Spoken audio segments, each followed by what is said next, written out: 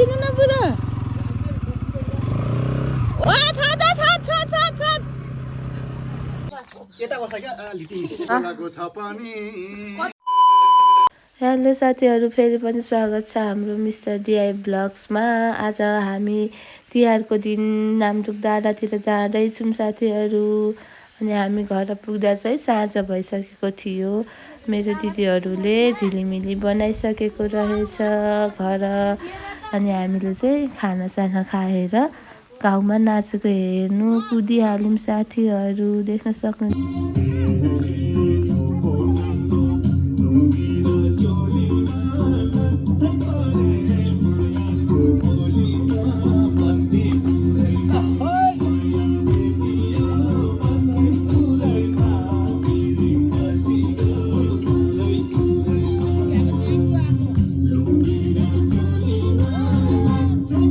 यो वर्ष चाहिँ हाम्रो नामडुकको आमा समूहहरू आफैले नाच सिकेर आफै भैलो खेल्दै हिँड्नु भएको रहेछ। रमाइलो थियो अहिले चाहिँ हाम्रो गाउँमा। अनि यहाँ नाचेको चाहिँ मेरो दुईवटा दिदी र गाउँको एउटा भाउजू हुनुहुन्छ। यहाँ चाहिँ धेरै रमाइलो भएको थियो।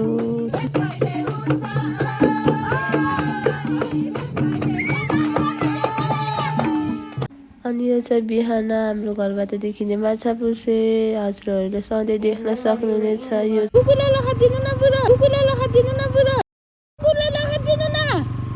यस्तै छ साथीहरू। बल्ल मैले बाइक कुदाउनु सिक्दैछु हाम्रो गाउँमा।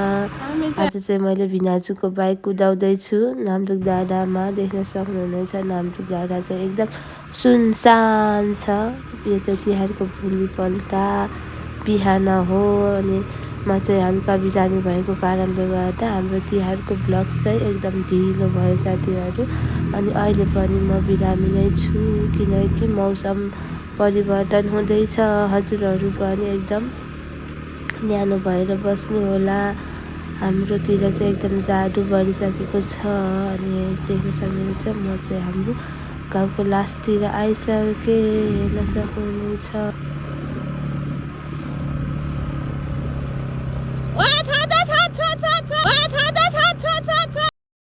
म चाहिँ अहिले बल्ल सिक्दैछु बाइक कुदाउनु।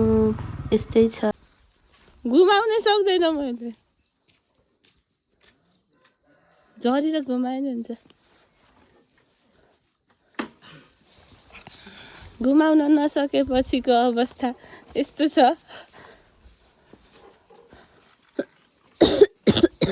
अनि यहाँ चाहिँ मेरो ठुलो दाइले बाइक फर्काउँदै हुनुहुन्छ मेरो। ल जाऊ तिमी अघि, भयो भयो म हिँड्छु।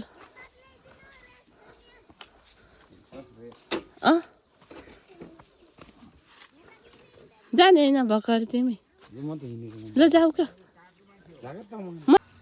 अनि यो चाहिँ हाम्रो गाउँको माथि डाँडाबाट देखिने हाम्रो गाउँ हो।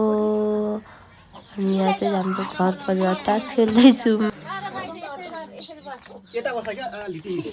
नामडुक डाँडामा। तिहारको दोस्रो दिन पनि भैलो चलिरहेछ। बोल्देऊ न दिदी, आज मेरो रुगा लागिर। ठिकै छ त हौ, बोल्दै हाम्रो नामडुक बजारमा यति अझै आमा समूहको भैलो चल्दैछ। मिस्टर डिआईको ओनर।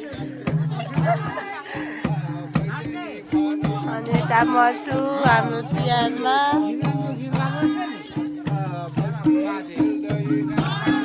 लागो छ पनि आएको मोयामा।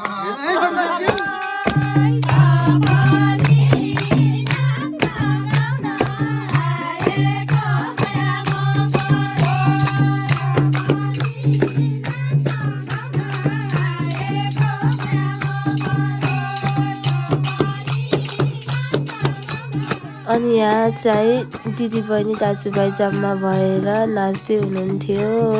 अहिलेको तिहार चाहिँ एकदम रमाइलो भयो साथीहरू हाम्रो चाहिँ।